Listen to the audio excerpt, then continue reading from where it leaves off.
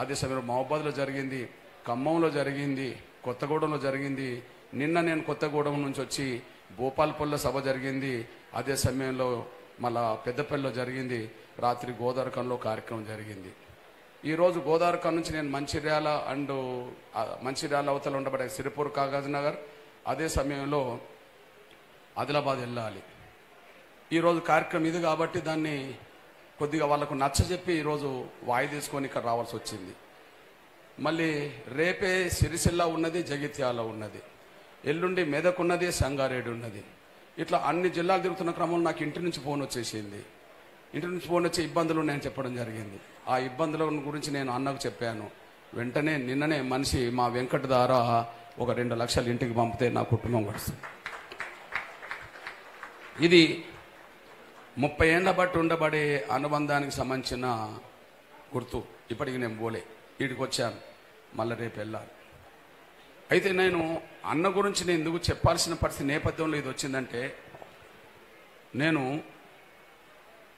అన్న గురించే కాకుండా ఈరోజు ఎంతో కొంత సమాజంలో ఒక ఉద్యమకారుడిగా ఒక అంశం మీద పరిష్కారం కోసం ఎక్కడ రాజీ పడకుండా ముందుకు తీసుకెళ్లే ఒక ఉద్యమకారుడిగా ఎంతో కొంత సమాజంలో తెలుగు నేల మీద దక్షిణాదిలో దేశంలో గుర్తింపు ఉన్నదంటే దానికి నాకు 2 కారణాలు. నేను అనుభవించిన పేదరికం, నేను అనుభవించిన కుల వివక్షత, ఈ 2 ఈ దేశంలో ఎప్పుడైనా నిర్మూలన జరగాలని నా వంతు ఆలోచిస్తుంటా. నేను ఈ దేశంలో పేద ధనికనే ఈ అసమానతలు ఉండొద్దు. అదే సమయంలో నీ కులం ఎక్కువ, నా కులం తక్కువ, ఈ కులం తక్కువ అనే ఒక వివక్షత ఉండొద్దు. ఈ వివక్షత లేని సమాజాన్ని కోరుకోవాలని కసిగా ఆలోచిస్తాను నేను. ఎందుకంటే నేను చిన్నప్పుడు కులం అంటే ఏందో తెలియని రోజుల్లో కుల వివక్షతకు గురైన బాధ గుండెని ఇప్పటికీ పిండుతుంటుంది. కుల వివక్షతకు గురైన బాధ గుండెని ఇప్పటికీ పిండుతుంటుంది. మా అమ్మ కూలి పనులు చేసి కూలి డబ్బుల కోసం ఊర్లోకి వెళుతున్న సమయంలో నేను చిన్నోడిగా మా అవ్వ చేయి పట్టుకొని వెళుతుంటే ఒక పశువులను కొట్టుకొస్తున్న ఒక పెద్ద మనిషి, పశువుల మీద చెయ్యి వేసుకొని తోలుతోస్తున్న పెద్ద మనిషికి నాకు తెలియక చెయ్యి తగిలితే కులం పేరు అప్పుడే అతను పెద్దగా వాడి ఇంకా బూతు పదాలు వాడి, అరే నీ చెయ్యి నాకు తగిలింది, నువ్వు అంటరానోడివి అని చెప్పి ఒక కాలుతో తన్నితే నేను కింద పడి కొట్టుకుంటున్నా. చిన్నప్పుడు అది కింద పడి నేను కొట్టుకుంటుంటే నా తల్లి నన్ను లేపకుండా, అయ్యా నా బిడ్డకు తెలియక తలిగిండి అయ్యా, నీకు నా బిడ్డను క్షమించయ్యా అని చెప్పి ఆయన కాళ్ళ మీద పడే పరిస్థితి. ఆయన కాళ్ళ మీద పడబోతే నువ్వు నన్ను తాకుతావా అని చెప్పి ఆయన దూరం పోయే పరిస్థితి. ఆ రోజు నన్ను గుండెని పిండేసింది. నాకు విషయం తెలియదు, తర్వాత తెలిసింది మేము మాదిగొల్లం, సమానంగా సమాజం చూడదు అని చెప్పి. అంటే అట్లాంటిగా పెరుగుతున్న కొద్దీ దాని వివక్షత ఏందో నాకు, దాని రూపం నాకు అర్థమైపోయింది. అదొక విషయం. అంటే ఈ దేశంలో కుల వ్యవస్థ ఉండడం వల్ల కొన్ని కులాలు ఎంత అవమానానికి గురవుతున్నాయో, సమాజంలో పశువుల కంటే హీనంగా ఎలా చూడబడుతున్నాయో నా చిన్నప్పుడు ఆ సంఘటన ఇప్పటికీ నా గుండెని పిండేస్తుంటుంది. పశువుల మీద చేసుకొని తోలుకెళ్లే వాళ్లకు సాటి మనుషులు కనిపిస్తే దూరం పోయి తాకితేనే దెబ్బలు పడే పరిస్థితిని ఎట్టబడ్డం అంటే ఈ దేశంలో మమ్మల్ని మనుషులుగా కూడా చూడలేని వ్యవస్థలో బతుకుతున్నామా అని చెప్పి బాధ అనిపిస్తుంది. కాబట్టి అట్లాంటి ఈ భయంకరమైన ఈ వివక్షతో కూడిన కుల వ్యవస్థ తొలగిపోవాలని చెప్పి భావించుకునే వాళ్ళలో దేశంలో మొదటి వరుసలో నేను ఉంటాను. ఎందుకంటే కుల వ్యవస్థ బాధితుని కాబట్టి. రెండోది, నాకు ఏ కులమైనా ఏ మతమైనా నన్ను ప్రభావితం చేయదు, కానీ పేదరికం సంబంధించిన అంశాలు మాత్రం నన్ను ప్రభావితం చేస్తుంటాయి. నాకు ఏ కులమైనా ఏ మతమైనా నన్ను ప్రభావితం చేయదు, కానీ ఏ కులమైనా ఏ మతమైనా పేదలను పడుతున్న అంశాలు ఏదైనా సమస్య వచ్చినప్పుడు మాత్రం ఖచ్చితంగా ప్రభావితం చేస్తుంది. దానికోసం నిలబడాలని ఆలోచన వస్తుంది. కారణం ఏంది అన్నప్పుడు నేను అత్యంత పేద కుటుంబం వచ్చినవాడిని. ఈ సమాజంలో పశువుల కంటే హీనంగా చూడబడ్డ కులం ఒకవైపు, మరొక వైపు పేదరికం ఒకవైపు చాలా భయంకరమైన అనుభవించిన కుటుంబంలో వచ్చిన వాడిని. సాక్ష్యం మీ కళ్ళ ముందు చెప్తాను. అక్కడికి వెళ్ళక ముందు ఈటల రాజేందర్ అన్నతో నాకుండబడే అనుబంధం మీద చెప్పడానికంటే ముందు నా పేదరికమే ఆయన దగ్గరికి తీసుకెళ్ళింది. నా పేదరికమే 86లో ఆయన దగ్గరికి తీసుకెళ్ళింది. ఏం పేదరికం? అవును, అత్యంత పేద కుటుంబంలో పుట్టిన వాళ్ళం. నా కుటుంబాన్ని నేను పోషించుకోవడానికి వరంగల్లో నా తల్లిదండ్రులు బతికినప్పుడు, లేదా వరంగల్లో నేను ఇప్పుడు ఉద్యమకారుడిగా రానక్కముందు నా కుటుంబాన్ని నేను పోషించుకోవడానికి మా శాంపేట్ నుంచి వరంగల్కు రిక్షా తొక్కేవాడిని. నేను కొంతకాలం నేను ఆటో రిక్షా నడిపాను, కొంతకాలం నేను ట్రాక్టర్ నడిపాను, కొంతకాలం నేను బండ కొట్టాను. మా ఊర్లో రైతుల పొలాల్లోకి ఏ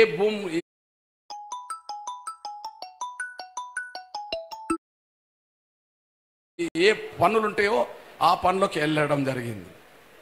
ఆ పనులకు వెళ్ళినప్పుడు కూడా మాకు నీళ్లు కావాలంటే వాళ్ళు చేతుల్లో పైనుంచి పోసేవాళ్ళు, కానీ కనీసం చెంబు కూడా మాకు ఇచ్చేవాళ్ళు కాదు. అట్లాంటి వ్యవస్థ పేదరికం మాకు తెలుసు.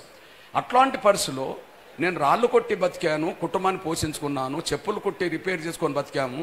ఆ నేపథ్యంలో కొన్ని సందర్భాల్లో పనులు లేనప్పుడు అప్పుడు అన్న ఉన్నది కోళ్ళ ఫారాలు ఉంటే ఆ కోళ్ళ ఫారాల్లో కోళ్ళ ఎరువులు ఎత్తేయడానికి నేను వారాలు నెలలు పడి అన్న పౌల్ట్రీ ఫామ్లో నేను పనిచేసిన వాడిని. ఇది మా అనుభవం. అన్న కోళ్ళ ఫారాలో నేను పనిచేశాను, ఎరువులు ఎత్తాను. నేను చెప్పుకోవడానికి బాధ ఏంది, సిగ్గేంది, వాస్తవమే కదా. నేను ఇప్పుడు 86 నుంచి పరిచయం అంటే అన్నకు నాకు అప్పుడు ఏం పరిచయం ఉంటుంది? అన్న అంటర్ రోడ్డుకు కోళ్ళ ఫారాలు, మాది రోడ్ యువతల మాదిగవాడకు కోళ్ళ ఫారాలకు ఏం సంబంధం ఉంటుంది అన్నప్పుడు అక్కడ ఆ కోళ్ళ ఫారాల్లో ఎరువును ఎత్తేయడానికి మనుషులు కావాలి, కూలీలు కావాలి. కాబట్టి ఒక కూలి పనిగా కూలివాడిగా వెళ్ళి అక్కడ ఎరువులు ఎత్తేసిన కుటుంబం, ఎరువులు ఎత్తేసిన వాడిని కాబట్టి అన్నతోటి ఉండబడే అనుబంధం అక్కడి నుంచే ఉన్నది. అట్లా ఒక ఊర్లో పెరిగిన వాళ్ళంగా, ఒక ఊర్లో కలిసి పనిచేసిన వాళ్ళంగా కూడా అక్కడ ఉన్నది. ఆ నేపథ్యం నాకు ఉన్నది. ఇక మీ విషయం చెప్తున్నాను. నాకు పేదరికం ఎంత ప్రభావితం చేస్తుందంటే, నేను బంగ్లాలో పుట్టలేదు, గడిలో పుట్టలేదు. నేను బంగ్లాలో పుట్టలేదు, నేను గడిలో పుట్టలేదు. పక్క గుడిసెలో నేను పుట్టాను. తాటాకి కమ్మలతో కట్టిన గుడిసె, లేదా కొన్ని సమయంలో చెరలో దొరికే తుంగ ఉంటుంది, ఆ తుంగ తెచ్చుకొని కప్పుకున్న గుడిసె, లేదా కొన్ని సందర్భంలో గడ్డి తీసుకొని కప్పుకున్న గుడిసె. కానీ ఒక్కొక్కసారి ఎంత భయంకరమైన రాత్రులు ఎదుర్కొంటామంటే, మేము ఒక వర్షాకాలంలో లేదా బాగా గాలిదుమారం వచ్చినప్పుడు ఆ గుడిసె మీద ఉండబడే కమ్మలు, అంటే తాటి కమ్మలు ఎగిరిపోతుంటే, లేదా ఆ తుంగ ఎగిరిపోతుంటే, గుడిసె మీద గడ్డి ఎగిరిపోతుంటే, ఆ గుడిసె మీదకి ఎక్కి ఆ గుడిసెను, ఆ కమ్మలను ఒదిగి పట్టి అక్కడ రాళ్ళు పెట్టి, కొంత పెద్ద పెద్ద రాళ్ళు పెట్టి దానికి తాళ్ళు కట్టి గుడిసెని ఎగిరిపోకుండా, ఆ గడ్డి ఎగిరిపోకుండా గట్టిగా అదిమి పట్టడానికి ప్రయత్నం చేసిన కుటుంబం వచ్చిన వాడిని. ఇక వర్షం వస్తే మా బాధలు వర్ణనాతీతం. ఆ గుడిసె ఉరిస్తే, నీళ్ళు ఇంట్లోకి వస్తే, ఆ ఇండ్లంతా తడిసిపోతే, ఎక్కడ పడుకోవాలన్న చోటు లేకపోతే పక్కకు ఎక్కడో ఒక మూలకు, ఆ గుడిసెలో ఒక మూలకు, నిట్టేడవతల మూలకు చాపలు గంతలు వేసుకొని నిద్రపోకుండా కూర్చొని గడిపిన రోజులు నాకు అనుభవం ఉన్నది. కాబట్టి పేదల బాధలంటే నాకు అర్థమవుతుంది, పేదల సమస్యలను పరిష్కారానికి ప్రయత్నం చేస్తాను. ఈ నేపథ్యంలో ముందుగా ఎస్సీ వర్గీకరణ అంశం కూడా ఒక న్యాయమైన అంశం కాబట్టి పోరాటంగా మలసాల్సి వచ్చేసింది. అంబేద్కర్ సాధించిన రిజర్వేషన్ ఫలాలు దళితుల్లో ఉండబడే అన్ని కులాలకు, ఒక తెలుగు నేల మీదనే కాదు, ఈ దేశంలో ఉండబడే అన్ని కులాలకు వాళ్ళ న్యాయమైన వాట దక్కాలనే పోరాటమే ఎంఆర్పిఎస్ వర్గీకరణ కోసం చేసింది. ఈ చేసిన పోరాటం తెలుగు నేల మీద అందరికీ తెలిసిందే. ఉద్యమాలు ముందుకు నడిపాం, కష్టాలు పడ్డాం, బాధలు పడ్డాం, జైలు పాలైనాం, నిర్బంధాలు ఎదుర్కొన్నాం. కొన్ని సందర్భాల్లో మా పిల్లల ప్రాణాలు కూడా కోల్పోయినాం. అంతిమంగా ఎన్నో ప్రయత్నాలు జరిగిన తర్వాత, ఎన్నో కుట్రలు ఉద్యమం మీద జరిగిన తర్వాత, అంతిమంగా ప్రారంభంలో నా పెద్ద అయిన వెంకయ్య నాయుడు గారు అందించిన సహకారం, అంతకుముందు ఉమ్మడి ఆంధ్రప్రదేశ్లో గౌరవ చంద్రబాబు నాయుడు గారు వర్గీకరణ విషయంలో ముందడిగేసిన సందర్భం, ఆ పెద్దల సహకారంతో, పెద్దలు వెంకయ్య నాయుడు గారితో అనుబంధం ఉండబడే నా సోదరుడు పరిచయమైన కాడ నుంచి ఆ రోజు నుంచి ఈ రోజు వరకు గౌరవ ప్రధానమంత్రిని అమిత్ షా గారిని కూడా మాదిగల సభలకు తీసుకొచ్చి వర్గీకరణ అంశం న్యాయమని చెప్పి వాళ్ళు గుర్తించేటట్టుగా చేసి, అంతిమంగా కేంద్ర ప్రభుత్వం తరఫున అఫిడవిట్ సుప్రీంకోర్టుకి ఇచ్చేటట్టు చేసి వర్గీకరణ విజయంలో నా సోదరుడు, నాకు ప్రాణ సమానుడు, నా సోదరుడు అందించిన సహకారమే నా కీలకం. ఇది నేను ఎన్నడూ మర్చిపోను. ఇది వాస్తవం, ఇది వాస్తవం. అందువల్ల నా జాతి, నేను గౌరవ పెద్దలు నరేంద్ర మోడీ గారికి, అదే సమయంలో పెద్దలు అమిత్ షా గారికి, నా సోదరుడు కిషన్ రెడ్డి గారికి ఎప్పుడు మేము రుణపడి ఉన్నాం. ఖచ్చితంగా రుణం తీసుకునే ఏ సందర్భం వచ్చినా నేను రుణం తీసుకునే ప్రయత్నమే చేస్తాను. అది నా కండువ మారకుండానే. అర్థమైంది కదా? ఓకే, ఇది ఒక విషయం, అదైతే మారదు. కానీ రుణం తీసుకునే కాడ ఎప్పుడు వెనక అడిగేయం. ఈ విషయంలో ఏమి రాజీ కూడా ఉండదు. ఎవరేమనుకున్నా నేను ఎవరెవరికి రుణపడి ఉన్నానో, ఎవరెవరి రుణం తీసుకోవాలనో వాళ్ళందరికీ రుణపడి ఉన్న పద్ధతులను గుర్తుంచుకుంటాం. రుణం తీసుకునే ప్రయత్నం ఎప్పుడు అవకాశం వచ్చినా దాన్ని నిలబెట్టుకుంటాం, నిరూపించుకుంటాం. ఇది రెండో విషయం, ఇది ఎప్పుడు కూడా మర్చిపోం. ఈ నేపథ్యంలో నేను ముందే చెప్పినట్టుగా కుల వ్యవస్థ ఆ రూపం మేము అనుభవించిన వాళ్ళం కాబట్టి ఈ దేశంలో కుల వ్యవస్థ ఏ రూపంగా కూడా ఉండద్దని నేను భావించుకుంటాను. నేను ఎగ్జాంపుల్, ఇక్కడ పెద్దలు ఎవరన్నా ఉంటే మా బ్రాహ్మణ వైశ్య సోదరులు ఉంటే ఉండవచ్చు. ఒకరోజు మన మోహన్ బాబు వాళ్ళ సినిమా ఒకటి వచ్చింది. ఆ సినిమాలో బ్రాహ్మణ సమాజాన్ని కించపరుస్తూ ఆ సినిమా తీసేయడం జరిగింది. బ్రాహ్మణ పిల్లలు మోహన్ బాబు గారి ఇంటికాడికి వెళ్ళి కొంత నిరసన వ్యక్తం చేసే ప్రయత్నం చేస్తే ఆ ప్రయత్నం మీద మోహన్ బాబు వాళ్ళ కొడుకులు వాళ్ళ మనుషులు తీవ్రంగా రౌడీలాగా దాడి చేసి వాళ్ళను తరిమి కొట్టారు. ఆ తరిమి కొడుతున్న సీన్ టీవీలో వచ్చినప్పుడు నా మనసు బాధ అనిపించేసింది. వాళ్ళు ఏంటిది, అరే మా బ్రాహ్మణ అనే పేరు పెట్టి మమ్మల్ని ఎందుకు కించపరుస్తూ సినిమా తీస్తారు అని, మా బ్రాహ్మణుల పూజారులను అంత అవమానకరంగా ఎందుకు తీస్తారని చెప్పి వాళ్ళు ఆవేదన చాటుకోవడానికి వెళ్ళిన వాళ్ళ మీద కూడా దాడి చేయించిండు మోహన్ బాబు గారు. అప్పుడు నేను వెంటనే మోహన్ బాబు నువ్వు వెంటనే నా బ్రాహ్మణ సమాజానికి క్షమాపణ చెప్పు అని చెప్పి నేను డిమాండ్ చేసి ఉద్యమం చేయాల్సి వచ్చేసింది. ఆ కోణంలో పెద్ద అయిన మన దాసనారాయణరావు ఫోన్ చేసి, కృష్ణ నువ్వు మోహన్ బాబు గారి మీద స్టేట్మెంట్ ఇచ్చావట, అది ఎట్లా ఉంటుందంటే, సార్ మీకు విజ్ఞప్తి చేస్తున్నా, ముందు ఆయనను ఆ నిడివి తీసేయమని సార్, బ్రాహ్మణ సమాజాన్ని కించపరిచే నిడివి తీసేయమని సార్. అదే సమయంలో అట్లా ఇంటికి వచ్చి ఒక నిరసన వ్యక్తం చేస్తే అంత భయంకరంగా కొట్టిస్తారా సార్, తప్పు కదా, ఆయన తప్పు తెలుసుకోవాలి, తప్పును సరిదిద్దుకోవాలి, ఆ నిడివి తొలగించుకోవాలని చెప్పి గట్టిగా నేను మాట్లాడి హెచ్చరిక చేస్తే ఆ తర్వాత మోహన్ బాబు సినిమాలో అది వెనుకకు పోయింది, ఆయన వెనుకకు తగ్గడం జరిగింది. అంటే ఎందుకు, నేను ఒక టీవీ ఛానల్లో పాల్గొన్నా. టీవీ ఛానల్లో పాల్గొన్నప్పుడు నన్ను ఆ ఛానల్కి సంబంధించిన ఒక మిత్రుడు ఒక ప్రశ్న అడిగారు. అన్న మీరు భయంకరమైన కుల వ్యవస్థను ఎదుర్కొన్న వాళ్ళు కదా, ఈ కుల వ్యవస్థలో ప్రధానంగా బ్రాహ్మణ సమాజమే మిమ్మల్ని కించపరిచింది కదా, బ్రాహ్మణిజం అంటేనే మిమ్మల్ని ఇబ్బంది పెట్టినట్టు ఉన్నది కదా, మరి మీరు వాళ్ళ కోసం మీరు ఎందుకు పనిచేసిండ్రు, వాళ్ళ గురించి ఎందుకు మాట్లాడినంటే నేను అన్నా, వాళ్ళ తాతలు ఎవరో ముత్తాత ఎవరో మమ్మల్ని చిన్న చూస్తే ఇప్పుడు వాళ్ళ మనమల మీద మేము ప్రతీకారం తీసుకోవడం కాదు, వాళ్ళలో పరివర్తన కోరుకుంటున్నాం అన్న. మేము ప్రతీకారం తీసుకోవడం కరెక్ట్ కాదు, వాళ్ళలో పరివర్తన కోరుకుంటున్నాం. అందరూ సమానమనే భావన రావాలని ఇప్పుడైనా గుర్తించుకోవాలని కోరుతామే తప్ప మేము ప్రతీకారం కోరుకునేటోళ్ళం కాదు అని చెప్పి నేను సమాధానం చెప్పాల్సిన పరిస్థితి వచ్చేసింది. అదే సమయంలో ఒకరోజు మన వైశ్య సమాజం మీద వయసులు మొత్తం స్మగ్లర్లు అన్నట్టుగా, వయసులు సామాజిక స్మగ్లర్లు అన్నట్టుగా ఒక కించపరుసు కంచేయలే గారు ఒక పుస్తకం రాశాడు. అప్పుడు వైశ్య సమాజం కూడా రోడ్ ఎక్కి నిరసన వ్యక్తం చేసింది. అసలు ఏ సమాజాన్ని మొత్తం స్మగ్లర్గా చెప్పలేము కదా, ఏ సామాజిక వర్గాన్ని మొత్తం స్మగ్లర్గా చెప్పలేము కదా, అందులో కూడా పేదలు ఉన్నారు కదా, న్యాయబద్ధమైన వ్యాపారాలు చేసే వాళ్ళు అందులో కూడా ఉన్నారు కదా. ఒకవేళ స్మగ్లర్ స్వభావమే ఉంటే చాలా వర్గాల్లో కూడా కొంతమంది ఉండేటోళ్ళు ఉంటారు కదా, అందులో ఒకరిద్దరు చేసేదాన్ని ఒక కులానికి అంటగట్టడం న్యాయం కాదని చెప్పి అప్పుడు వైశ్య సమాజానికి అండగా ఎంఆర్పిఎస్ మాత్రమే ఉద్యమం చేసిందనేసి కూడా మీ దృష్టికి తీసుకొస్తున్నాను. ఎందుకంటే వివక్షత ఏ రూపంగా ఉన్నా, ఎవరు కుల వివక్షత గురైనా కూడా ఆ కుల వివక్షత బాధితులం కాబట్టి ఖచ్చితంగా ఎవరికి అన్యాయం జరిగినా, ఎవరికి అవమానం జరిగినా వాళ్ళ పక్షాన ఉండాలని చెప్పి మేము కోరుకునే సాంప్రదాయానికి కట్టుబడి ఉండాల్సి వచ్చేసింది. ఇకపోతే పేదరికం అంశాలు ఎట్లా ప్రభావితం చేస్తాయి అన్నప్పుడు, పేదరికంతో వచ్చినాం కాబట్టి పేదరికం అంశాలే ప్రభావితం చేసి ఈ ఉద్యమాలుగా మారినాయి. అందుకు సాక్ష్యమే నా సోదరుడు ముందు మాట్లాడినప్పుడు మన ఈటల రాజేందర్ అన్న చెప్పాడు. అదే సమయంలో మా సోదరుడు కిషన్ రెడ్డి అన్న గారు కూడా ప్రతి సభలో చెప్తూనే ఉంటాడు. ఎందుకు ఒక గుండె జబ్బుతో బాధపడుతున్న పేదల సమస్య ఎంఆర్పిఎస్ ఎందుకు తీసుకున్నది? ఇది ప్రభుత్వం బాధ్యత కదా. పోని ప్రభుత్వం బాధ్యత నెరవేర్చకపోతే ప్రతిపక్షాలు కదా గుర్తు చేయాల్సింది. దాంట్లో ఎంఆర్పిఎస్ ఎందుకు పాత్ర పోషించాల్సి వస్తుంది? ప్రభుత్వాలు పేద వర్గాలు ఎదుర్కొనే కొన్ని ప్రధాన సమస్యల మీద పట్టించుకోకపోతే ప్రతిపక్ష పార్టీలు ఆ అంశాలను ఎజెండా చేసుకొని ప్రభుత్వాల మీద గట్టిగా ఎదుర్కోకపోతే అట్లాంటి అంశాలు, పేదల అంశాలు ఎంఆర్పీ దృష్టికి రావాల్సి వచ్చిన సందర్భంగా అది ఒడిసి పట్టుకొని ఉద్యమాలుగా మారిస్తే ఇవాళ కొన్ని పథకాలు, పెన్షన్లు పెరగడానికి దారితీసినాయి. అది ఒడిసి పట్టుకున్నాం. అవును, ఈ ప్రపంచంలో 2 ఆసుపత్రులు ఉన్నాయి, ఈ దేశంలో 2 ఆసుపత్రులు ఉన్నాయి, హైదరాబాద్లో 2 ఆసుపత్రులు ఉన్నాయి, ఎక్కడైనా 2 ఆసుపత్రులు ఉన్నాయి. డబ్బులు ఉన్న వాళ్ళు ప్రైవేట్ ఆసుపత్రికి వెళ్తారు, మరి డబ్బు లేని వాళ్ళు ఎక్కడికి వెళ్ళాలి? గవర్నమెంట్ ఆసుపత్రులే. గవర్నమెంట్ ఆసుపత్రుల్లో అన్ని రకాలుగా సదుపాయాలు, సౌకర్యాలు, డాక్టర్లు అందుబాటులో ఉంటే పేదవాడికి వైద్యం బాగానే ఉంటుంది, కానీ అందుబాటులో లేదు కదా. అందుబాటులో ఉంటే మరి ప్రైవేట్ ఆసుపత్రులు ఎవరి కోసం వచ్చినట్టు? అంటే డబ్బులు ఉన్న వాళ్ళ కోసం వచ్చినట్టు.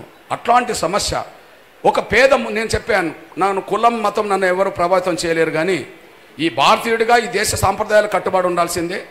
కానీ కుల వ్యవస్థ బాధితులం కాబట్టి కుల నిర్మూలన జరగాలని నేను కోరుకోవడంలో నేను ముందు వరుసలో నిలబడతా. ఈ నేపథ్యంలో ఒక పేద ముస్లిం బిడ్డ నసీం అనే ఒక పేద ముస్లిం బిడ్డ సమస్య, గుండె జబ్బుతో బాధపడుతున్న సమస్య 2004లో నా దృష్టికి వచ్చినప్పుడు ఆపరేషన్ ఖర్చుకు డబ్బు లేకపోతే ఆ డబ్బు సహాయం కోసం ఆపరేషన్ చేయించమని చెప్పి నేను స్వర్గీయ రాజశేఖర్ గారి దగ్గరికి వస్తే ఆయన కేవలం 25,000 కంటే ఎక్కువ ఇయ్యనన్నప్పుడు పేదవాళ్ళ ఆరోగ్య భద్రత గురించి మీరు గాలి వదిలేస్తుండ్రు. అసలు గుండె జబ్బుతో బాధపడుతున్న పేదలకే కాదు, అన్ని వర్గాల పేదలకు ఏ కష్టం, ఏ అనారోగ్య సమస్య వచ్చినా ప్రైవేట్ ఆసుపత్రికి వెళ్ళినా అక్కడే ఖర్చు మొత్తం ప్రభుత్వమే భరించే విధంగా ఉండాలని చెప్పి చేసిన ఉద్యమమే అందరికీ ఆరోగ్యశ్రీ పథకం రావడానికి దారితీసింది.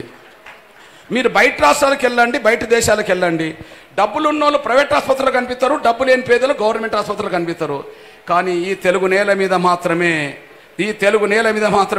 డబ్బు లేని ఏ పేద కుటుంబాలైనా ఇవాళ పెద్ద పెద్ద ప్రైవేట్ కార్పొరేట్ ఆసుపత్రికి వెళ్తే అక్కడ కూడా ఉచిత వైద్యం, కార్పొరేట్ వైద్యం అందుతున్నదంటే ఆడ ఆరోగ్యశ్రీ వార్డులు ఏర్పడాయి అంటే అది ఎంఆర్పిఎస్ తీసుకొచ్చిన ఉద్యమ ఫలితం.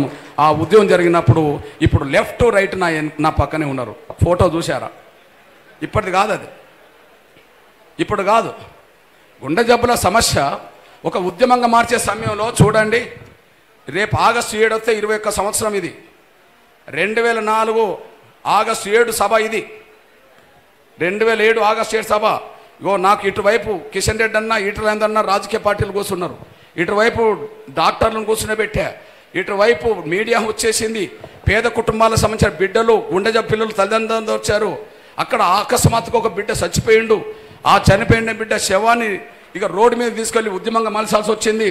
అది ఈటలేంద్ర నియోజకవర్గం సంబంధించిన ఆ డెడ్ బాడీ, ఈటలేంద్రకు సంబంధించిన నియోజకవర్గంలో శనిగరం గ్రామానికి సంబంధించిన ఒక శోభన్ అనే బీసీ బిడ్డ డెడ్ బాడీ నేను కిషన్ రెడ్డి అన్న మోసుకొని పోయి అక్కడ చేసిన ఉద్యమ ఫలితమే ఆ రాత్రి నుంచే ఉచిత ఆపరేషన్ మొదలైనవి. దానికి పెట్టిన పేరే ఆరోగ్యశ్రీ పథకంగా మారింది. స్వయాన రాజశేఖర్ గారే చెప్పాడు. ఇది ప్రభుత్వాల బాధ్యత కదా, పేదవాడికి ఆరోగ్య భద్రత అందించాల్సింది ప్రభుత్వం కదా. పోని ప్రభుత్వానికి గుర్తు చేయాల్సింది ప్రతిపక్షం కదా. వాళ్ళు బాధ్యత నెరవేర్చరు, వీళ్ళు గుర్తు చేయరు. ఇట్లాంటి విషయాన్ని ఎంఆర్పిఎస్ వదిలిపెట్టలేదు.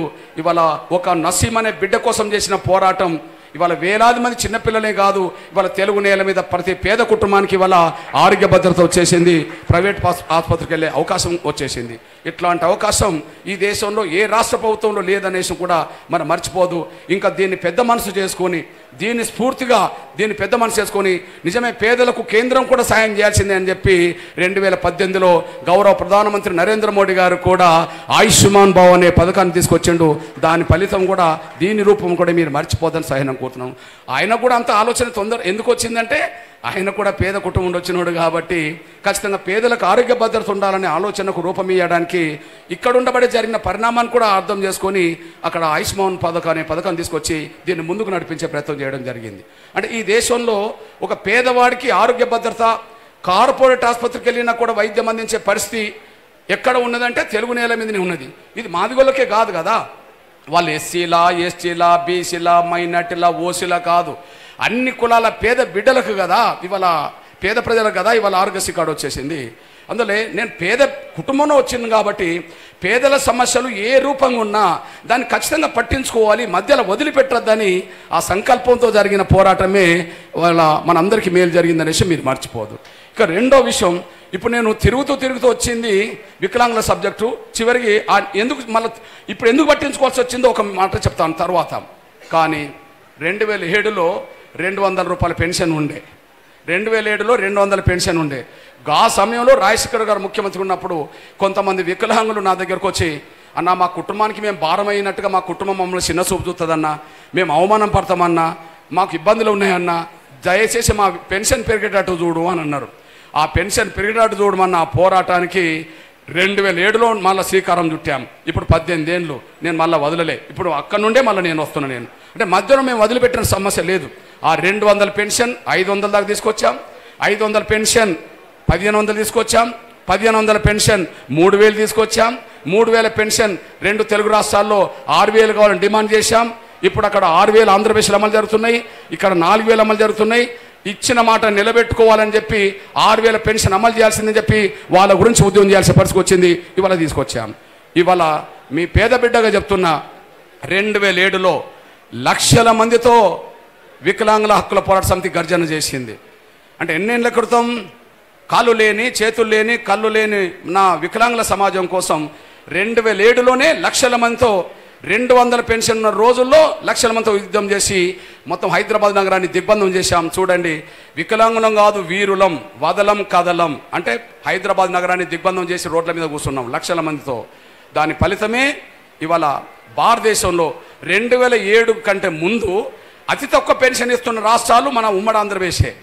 చంద్రబాబు నాయుడు 75 ఇచ్చాడు, రాజశేఖర్ గారు 200 ఇచ్చిండు, అంతకుముందు ఎన్టీ రామారావు 50 రూపాయలు ఇచ్చిండు. గట్లుండేది. కానీ అప్పుడు మిగతా రాష్ట్రాలు 300, 400, 500 ఉన్నాయి. ఆ 300, 400, 500 ఉన్న రాష్ట్రాలు 1000 దాకా వచ్చినాయి. కానీ 200 పెన్షన్ రాష్ట్రాలు మాత్రము ఇవాళ తెలుగు రాష్ట్రాలు 6000 దాకా రావడానికి రంగం సిద్ధమైందనేసి కూడా మీరు మర్చిపోతారు. సరైన కోరుతాను. అక్కడ గణనీయంగా ఎందుకు పెరగలేదు, గణనీయంగా ఇవాళ ఇక్కడ ఎందుకు పెరిగిందంటే ఎక్కడ లేని ఉద్యమం ఇక్కడ వచ్చింది కాబట్టే ఇవాళ పెన్షన్ ఆ స్థాయిలో పెరిగింది. ఇక్కడ ఒప్పుకున్న వాళ్ళు ఇస్తలేరు కాబట్టి మన ఉద్యమం మలసాల్సి వచ్చేసింది. ఇక పోతే మీ పేద బిడ్డగా ప్రభుత్వాలు వైఫల్యాలు, ప్రతిపక్ష పార్టీల నిర్లక్ష్యాలు, ఏ స్థాయిలో ఉంటే ఎంఆర్పిఎస్ ఒక సమస్యను టేకప్ చేస్తాయో ఒక సమస్య మీద మీకు దృష్టి పెట్టుకొని మాట్లాడుతున్నా నేను. ఏ సమస్య మమ్మల్ని ప్రభావితం చేస్తుందో, కులమా మతమా మమ్మల్ని ప్రభావితం చేసేది, ప్రజలు పడుతున్న బాధల, కులమా మతమా మమ్మల్ని ప్రభావితం చేసేది, ప్రజలు పడుతున్న బాధల అంటే ప్రజలు పడుతున్న బాధలే మమ్మల్ని ప్రభావితం చేసింది తప్ప కులం మతం కాదు అనడానికి ఒక ఉదాహరణ మీ దృష్టి తీసుకొస్తా. అది 12-13 ఏళ్ల క్రితం, అది ఇప్పటిది కూడా కాదు. అక్కడ కూడా మీ అన్నగా చెప్తున్నా, అయితే వీళ్ళిద్దరు గుండె దెబ్బల ఉద్యమంలో ఇద్దరు పక్కపక్కనే ఉన్నారు, వికలాంగుల ఉద్యమంలో ఇద్దరు పక్కపక్కనే ఉన్నారు. అట్లనే ఇప్పుడు వృద్ధుల గురించి మాట్లాడుతున్నా. ఒకసారి మీరు ఆలోచించండి. ముసలోళ్ళ పెన్షన్ 2004లో 200 రాజశేఖర్ గారు ఇచ్చాడు. రాజశేఖర్ గారు చనిపోయింది 2009లో. చనిపోయినాక రోషే ముఖ్యమంత్రి అయిండు, ఆయన 200 ఇచ్చిండు పరిపాలించేంత వరకు. రోషే దిగిపోయినాక కిరణ్ కుమార్ రెడ్డి గారు ముఖ్యమంత్రి అయిండు, ఆయన దిగిపోయేంత వరకు 200 ఇచ్చాడు 2014 వరకు. అంటే 2004 మొదలుకొని 2014 వరకు ₹1 పెరగలే పెన్షన్. ఇది సాక్ష్యం అందరికీ తెలుసు. 2004 మొదలుకొని 2014 వరకు ₹1 పెరగలే. కానీ మన ఉమ్మడి ఆంధ్రప్రదేశ్ బడ్జెట్ ఎంత పెరిగిందంటే రాజశేఖర్ గారి మొదటి బడ్జెట్ 33,000 కోట్లు, కిరణ్ కుమార్ గారి చివరి బడ్జెట్ 1,61,000 కోట్లు. ఆ స్థాయిలో బడ్జెట్ పెరిగింది కానీ ₹1 పెన్షన్ పెరగలే. కానీ పెన్షన్ పెరగబోతే ఎంఆర్పిఎస్ ఎందుకు టేకప్ చేయాల్సి వచ్చిందంటే పేపర్లో 2 ఫోటోలు చూశాను నేను. ఇప్పుడు కాదు, 2012 సెప్టెంబర్ 8 ఒకటి, 2000 సెప్టెంబర్ 30 రెండోది, 2 ప్రధాన పత్రిక అనబడుతున్న సాక్షిలోనే ఫోటోలతో సహా వచ్చింది. ఒక సంఘటన చూసి నాకు బాధ, ఒక సంఘటన చూసి నాకు కళ్ళలో నీళ్ళు వచ్చినాయి. ఆ బాధ ఏందో మీ దృష్టి తీసుకొస్తున్నా చూడండి. ఉమ్మడి వరంగల్ జిల్లా మహబూబాద్ కాడ ఒక 80 సంవత్సరాల బీసీ తల్లిని కన్న కూతురే సాధలేక, 80 సంవత్సరాల ఒక బీసీ ధనలక్ష్మి అనే ఒక తల్లిని కన్న కూతురే సాధలేక ఇంటి నుండి తీసుకెళ్ళి నర్సంపేట బస్ స్టాండ్లో వదిలేసి వెళ్ళిపోయింది. మహబూబాద్ నుంచి తీసుకెళ్ళి నర్సంపేట బస్ స్టాండ్లో వెళ్ళిపోయింది. అన్న పేపర్ ఏం రాసిండ్రంటే భారమైన పేగుబంధం, కన్న తల్లినే బస్ స్టాండ్లో వదిలేసిన కూతురు అని చెప్పి పేపరు విషయాలు రాసింది. అంటే తల్లిని భారం అనుకోని చెప్పి సాధలేక తీసుకెళ్ళి అక్కడ వదిలేసి వెళ్ళిపోయిందని చెప్పి పేపర్ సాక్షి మొత్తం ఫోటోతో వేసింది. బక్కపల్సని తల్లి శరీరం మీద మాంసం ముద్ద కనిపించదు కానీ వెంకలు మాత్రమే కనిపిస్తాయి. ఏం చేయాలనే పరిస్థితి నాకు బాధ అనిపించేసింది. అంటే కన్న బిడ్డలే తల్లులను అట్లా తీసుకెళ్ళి వెళ్తా అని చెప్పి. కానీ అదే సెప్టెంబర్ 30న నా కళ్ళలో నీళ్ళు వచ్చినాయి. అదే సెప్టెంబర్ 30, 2012లో నా కళ్ళలో నీళ్ళు వచ్చినాయి. ఆ కళ్ళలో నీళ్ళు తిరగడానికి కారణం ఏంటంటే చిట్యాలనే మండలంలో ఇద్దరు పెద్ద వయసు గల తల్లిదండ్రులు, నా వయసు ఉన్న వాళ్ళు. ఎంత పెద్ద వయసు? 80 సంవత్సరాలు ఒకరిది, 70 సంవత్సరాలు మరొకరిది. వాళ్ళు ఎవరు? ఇగో చూడండి, బువ్వ కరువై బతుకు బరువై పండుటాకల ఆత్మహత్య, పోషించే దిక్కులే కాగత్యం. చేసుకున్నది ఎవరు? 80 సంవత్సరాల వయసులో రాజిరెడ్డి, 70 సంవత్సరాల వయసులో వెంకన్న నరసమ్మ భార్య. 80 సంవత్సరాల వయసులో రాజిరెడ్డి, 70 సంవత్సరాల వయసులో వెంకన్న నరసమ్మ పురుగుల మందు పోసి చచ్చుకునే పరిస్థితి ఎందుకు వచ్చిందంటే చూడండి, బువ్వ కరువై బతుకు బరువై పోషించే దిక్కులే కాగాత్యం అని చెప్పుకొని ఆత్మహత్యలు చేసుకున్నారని చెప్పి పండుటాకల ఆత్మహత్య అని రాస్తే నా కళ్ళలో నీళ్ళు తిరిగినాయి. అప్పుడు నేను అనుకున్నా, అరే కొడుకులు కూతురు రెండు కూడా పట్టించుకోలేక, మరి అట్లాంటి ముసలి వాళ్లకు చైతన్యం ఇవ్వాల్సింది, ఆదుకోవాల్సింది ప్రభుత్వం కదా. వాళ్ళు 80 ఉన్నా 70 ఉన్నా 90 ఉన్నా వాళ్ళు బతికితే వాళ్ళు ఓటర్లే కదా. ఓట్లు వేయించుకోవడానికి కార్లు పంపి ఓట్లు వేయించుకుంటారు కదా, ఆటోలు పంపి ఓట్లు వేయించుకుంటారు కదా, భుజాల మీద ఎక్కించుకొని తీసుకెళ్ళి ఓట్లు వేయించుకుంటారు కదా. మరి ఓట్లు వేయించుకున్న వాళ్ళకు కనీసం పెన్షన్ పెంటే ఆలోచన వస్తే, ఒక 200 స్థానంలో ఒక 1000 రూపాయలు పెరిగింది అనుకోండి, ఆ 1000 ఇద్దరు ఉన్న ముసలోళ్ళకు 2000 వస్తే ఆ 2000తో బతుకుతారు కదా అని చెప్పి అప్పుడే ఆలోచన మొదలైంది. ఆ ఆలోచనకు అనుగుణంగానే అక్టోబర్, నవంబర్, డిసెంబర్, జనవరి, ఫిబ్రవరి, మార్చి, ఏప్రిల్ 7 నెలలు తిరిగా నేను 1000 రూపాయల పెన్షన్ పెరగాలి అని చెప్పి. అంటే మీ అన్నగా చెప్తున్నది ఏంటంటే పేదరికం సంబంధించిన అంశాలు నన్ను ప్రభావితం చేయడానికి అవకాశం వచ్చింది, కానీ కులం మతం నన్ను ఎప్పుడు ప్రభావితం చేయలేదు. మానవత్వం ఉంటే ఎవరి సమస్యలైనా పట్టించుకోవచ్చు అనడానికి సాక్ష్యంగా ఆ ఉద్యమంగా మలసాల్సి వచ్చింది. సెప్టెంబర్ 8 ఒక ముసలి తల్లి బస్ స్టాండ్, సెప్టెంబర్ 30 ఒకవైపు చిట్యాలో నా రాజిరెడ్డి, వెంకన్న నరసమ్మ ఆత్మహత్యలు. ఈ రెండు ప్రభావితం చేసి లే వీళ్ళ కోసం ఏదైనా చేయాలి, ఒక కొడుకుగా ఆ తల్లిదండ్రుల బాధ్యత తీసుకోవాలని చెప్పి అప్పుడు ఉద్యమం మొదలుపెట్టాం 1000 రూపాయల పెన్షన్ కోసం. దానికోసం అక్టోబర్లో, నవంబర్లో, డిసెంబర్లో, జనవరిలో, ఫిబ్రవరిలో, మార్చిలో, ఏప్రిల్లో 7 నెలలు నేను వేరే పని పెట్టుకోకుండా తిరిగి అన్నకు తెలుసు, అన్న సహకారంతో జరిగిన సభ కూడా అది అందరిచ్చిన సహకారమే. ఇక్కడ గ్రౌండ్ సరిపోదని చెప్పి ఉప్పల్ దగ్గర ఒక 100 ఎకరాల ఖాళీ స్థలం, ఏది మెట్రో వాళ్ళకు ఉండబడే ఖాళీ స్థలం తీసుకొని 10 లక్షల మందితో మీటింగ్ పెట్టాం. ఆ మీటింగ్ వేదిక మీదకి అతిరథ మహారాజులను ఆహ్వానించా. నా సోదరుడు, నా స్నేహితుడు ఎప్పుడు ఉద్యమానికి పక్కనే ఉంటాడు కాబట్టి ఆయన సహజంగా వస్తాడు, వచ్చిండు. కానీ అప్పుడు ప్రతిపక్ష నాయకుడు ఎవరు? చంద్రబాబు నాయుడు గారు. పాదయాత్ర ఏప్రిల్ 27 అక్కడ మూసింది 2013లో. ఆయనను రమ్మంటే సరిగ్గా డైరెక్ట్ అక్కడికి మీటింగ్కి వచ్చాడు చంద్రబాబు నాయుడు గారు. నేను గౌరవ కేసీఆర్ గారిని ఫామ్ హౌస్కి వెళ్ళి ఆహ్వానించా, వీళ్ళ బాధలు ఎట్లున్నాయి సార్ అని చెప్పి, ఈ పేపర్ సంఘటనలన్నీ చూపించి ఈయన బాధలు ఉంటాయని చెప్పి నువ్వు రా సార్ మీటింగ్ పెడుతున్నా అన్న, నాకు ఆరోగ్యం దెబ్బతిన్నది కృష్ణ, నేను ఈటల రాజేందర్ గారిని పంపుతానని చెప్పడం జరిగింది. అప్పుడు అన్న వేదిక మీదకి వచ్చి కూర్చున్నాడు. అంటే ఈ 3 ఉద్యమాలు మానవ కోణంలో, గుండె దెబ్బల ఉద్యమం, వికలాంగుల ఉద్యమం, అదే సమయంలో వృద్ధుల తంత్ర ఉద్యమంలో కూడా నా పక్కనే ఇద్దరు ఉన్నారనే విషయం మీ దృష్టికి తీసుకోవడానికి నేను చెప్తున్నాను. నేను అప్పుడు కేంద్ర మంత్రి సర్వే సత్యనారాయణతో పాటు సిపిఎం అన్ని పార్టీల నాయకులందరూ వచ్చేసారు. అన్ని పార్టీ నాయకులందరూ వచ్చిన తర్వాత అందరు కలిసి ఒక తీర్మానం చేశారు. ఆ తీర్మానం ప్రకారం ఏంటంటే ఖచ్చితంగా వచ్చే ఎన్నికల్లో ఎవరు ప్రభుత్వం ఏర్పాటు చేసినా ప్రతి పార్టీ 1000 రూపాయల పెన్షన్ ఇవ్వడానికి కట్టుబడి ఉండాలని చెప్పి అక్కడ తీర్మానం జరిగింది. ఆ తీర్మాన ఫలితమే ఇక్కడ కేసీఆర్ తెలంగాణలో 1000 రూపాయలు అమలు చేసిండు, ఆడ చంద్రబాబు నాయుడు 1000 రూపాయలు అమలు చేసిండు. ఆ 1000 మళ్ళీ డబుల్ కావాలంటే 2000 అయిపోయినాయి. ఆ 2000 మళ్ళీ డబుల్ కావాలంటే ఇక్కడ 4000 అయిపోయినాయి. ఇక్కడ 4000 ఇస్తామని ఇయ్యలేదు, ఇప్పించడం కోసం మళ్ళీ తిరగాల్సి వస్తుంది అనేసి కూడా మీరు మర్చిపోవద్దు. ఇప్పుడు మీరు చెప్పండి, ఒక 10 ఏళ్లలో రూపాయి పెరగలే పెన్షన్. 2004, 2014 మధ్యలో ఒక 10 ఏళ్లలో రూపాయి పెరగలే. బడ్జెట్ 33,000 కోట్ల నుంచి 1,61,000 కోట్ల బడ్జెట్ పెరిగింది, కానీ రూపాయి పెన్షన్ పెరగలే. ముసలోళ్ళ పరిస్థితి అట్లా కనిపిస్తుంది. దాని ఉద్యమంగా మలసాల్సి వచ్చింది. ఇవాళ భారతదేశం లెక్కలేని పెన్షన్, ఇవాళ వృద్ధాప్యంలో పెన్షన్ మాత్రం ఆ స్థాయిలో పెరగడానికి దారితీసింది. పేదల సమస్యలు అది పట్టించుకుంటే మళ్ళీ మధ్యలో మేము వదిలిపెట్టింది లేదు. అది వదిలిపెడితే మళ్ళీ ఇవాళ నేను తిరగాల్సిన అవసరం నాకు లేదు. ఖచ్చితంగా తిరిగే నేపథ్యంలోనే తిరుగుతూ మీ దగ్గరకు వచ్చాను.